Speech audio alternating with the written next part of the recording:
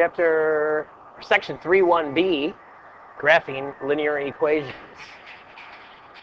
Today we're going to determine whether an equation is linear or not, and we're going to graph linear functions or linear equations, and that's going to be our focus for today. So first we're going to start out by talking about what is a linear equation. We kind of talked about this a little bit the other day, but it is an equation that forms a line when it's graphed, a straight line, and has no curves to it. And then we know that an equation is linear, and it's a straight form in a straight line and linear equation if it's in standard form. And here, standard form, ax plus by equals c. Now, there's some rules to standard form, and they are over here on the right. Over here on the right, here's your rules. Okay. Number one, the a value has to be greater than 0. It can be 0, but it has to be greater than 0. So when we look at this basically means, we're talking it's got to be positive, or it can be 0 or 0. I like how I wrote that. I'm going to do it again. So again, your a has to be positive, or it can be 0. Okay.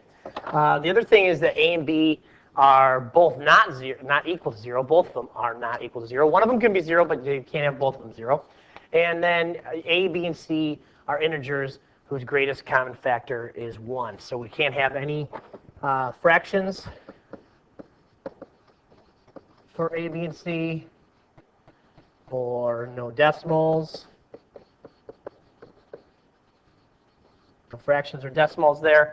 And then the greatest common factor being 1, what does that mean? Well, that means if, say, you had all even numbers for a and b, then you could divide them by 2 and get a simpler form. So it kind of has to be in simplest form is what that's basically saying. So an example of standard form would be something like 5x minus 4y equals a -2. Okay, where your a is your 5 here, your b is your -4, and your c would be your -2. And as you can see here, your a value is positive or 0. It has to be greater than 0 or 0. And then your b value can be negative. B can be negative. And then c is -2. So you get no fractions or decimals here. And you also have nothing where we can get any simpler than this. They can't be divided into one another. We'll do an example of that as we move on. Okay? So our problems here say, determine if the equation is a linear equation. If so, write the equation in standard form. So that's what we're going to do, is we're going to put the equation in standard form to kind of check and see if it's a linear equation or not. So we look at this first one. It's not in standard form, but we can get it there pretty easily. And remember, standard form, and what we're looking at trying to get it into, is ax plus by equals c. And if we're able to do that, then we can say it's a linear equation. So looking at this equation, y equals 5 minus 2x is not in standard form, but it's close. And if we got this -2x over to the other side, well, then we could pretty much see it would be in standard form. So how are we going to do that? We're going to add 2x to both sides, just like we're solving an equation here. And we're going to have now y plus 2x equals 5. So now it's in standard form. So because it's in standard form, we can say, yes, that's linear. And here's your standard form. So they want a yes or no, but they also want, if it's yes, to put the equation in standard form. And we did that right here. Y plus 2x equals 5. Okay, let's take a look at number 2. Real quick, we can solve number 2. Just because, was there anything in standard form that had these x, y's together? No, there wasn't, so we know that this is not linear. Not linear. This would be something different. Okay? Looking at number 3, we can look at it. Is that in standard form? Sure. Well, it's really close. We've got 3x plus 9y equals 15. So we can look and say, yes, that's linear. We know it's linear, meaning it's going to graph to be a straight line. So we know it's linear. However, it's not yet in standard form because the greatest common factor is not 1. If you look at these 3, the 9, and the 15, they all have something in common. that you could divide into them. So, and in other words, they could all be divided by 3 equally. So if we did that, now 3 divided by 3, we have an x. 9 divided by 3 is a 3y. And then 15 divided by 3 is 5. So now this becomes your standard form because it is in simplest form as well.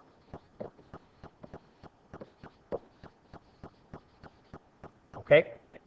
And this last one, number 4 here, we could get ourselves in a situation where if we want to, we don't see an x here, but that doesn't mean it's necessarily a bad thing because x could be 0, just the first one, or we just can't have both coefficients be 0. So let's take a look and see what we can do. Let's try to solve for y here.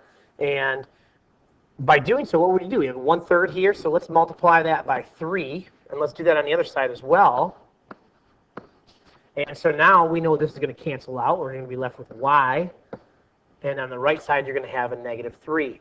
Now that is technically in standard form because we've got our variables on one side. We've got a number on the other side. So even though there's no x, it could still be in standard form here with what we have right here. And so yes, that actually would be a linear equation.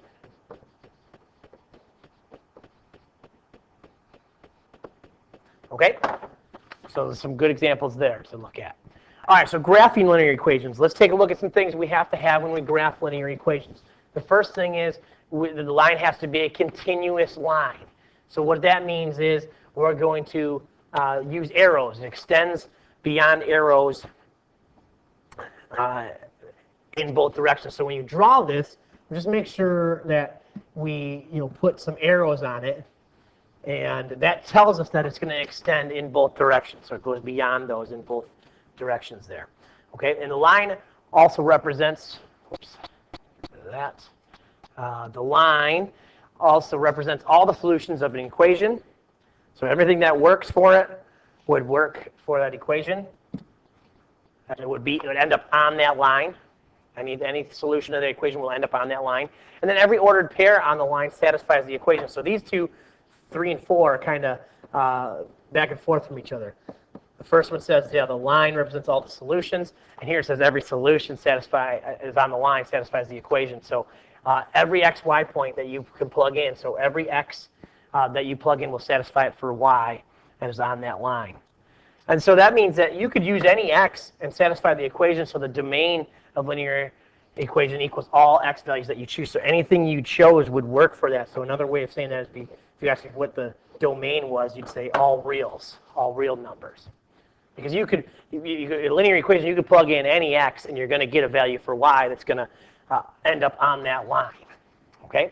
So let's do some practice with that, with graphing them. Oh, and to graph using the table, just to, we're talking about a values table today. I know some of you might know how to do y equals mx plus b and graph that way. It's a little bit faster. We'll learn that way eventually, but right now we're going to use a values table. So when we think about it using a values table, what we're going to do is we're going to make a values table and choose values for the domain. So we're just going to plug that over here somewhere. And we're going to make a little values table with an x over here and a y over here. The next thing we're going to do, we're going to substitute the values and solve to find the values of the range. So remember, we talked about domain is the x value.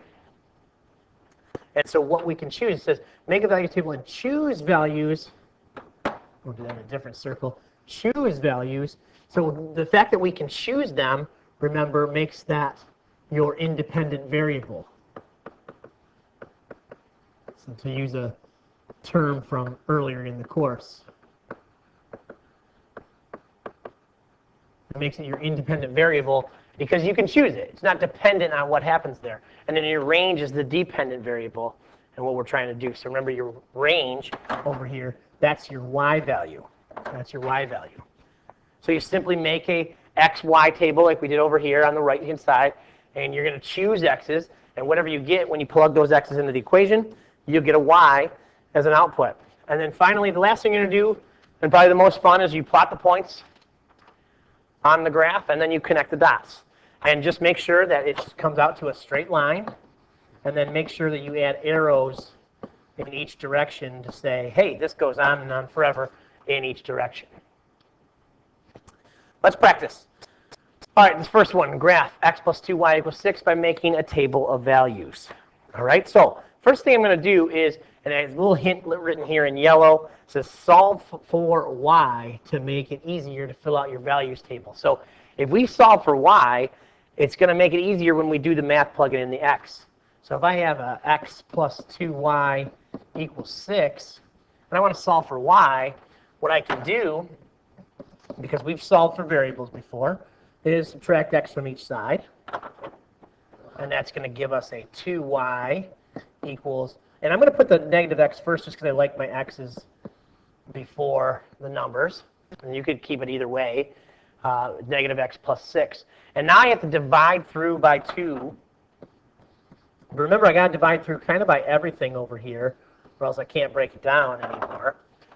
So those 2's on the left side are going to cancel out, and it's going to leave me with y equals, now this is going to be written as a negative 1/2 x, and then 6 divided by 2 is a 3. Okay? And just as a side note, you know, right here you have this negative x over 2. Just a side note.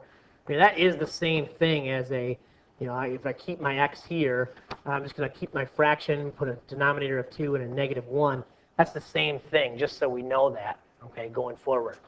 So now I've got my new equation. This looks like it's going to be easier to work with than the initial one of x plus 2y equals 6, because I know I can just plug in x, multiply it by a negative 1/2, and add 3, and I got my answer, and I'm good to go.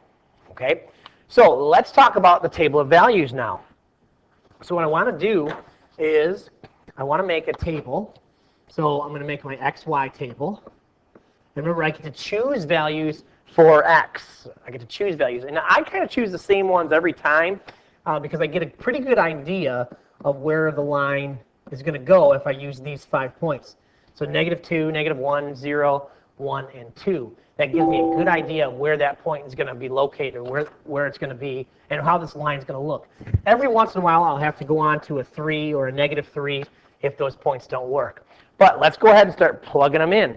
And I'm just going to write the equation up here so we know what we're plugging in. Y equals negative 1/2 x plus 3. So let's do some mental math and get these done. So if I plug in a negative 2 here, negative 2 times negative 1/2 is going to be a 1. And then I'm going to add 3, and I'm going to get 4 for my y value. How about negative 1?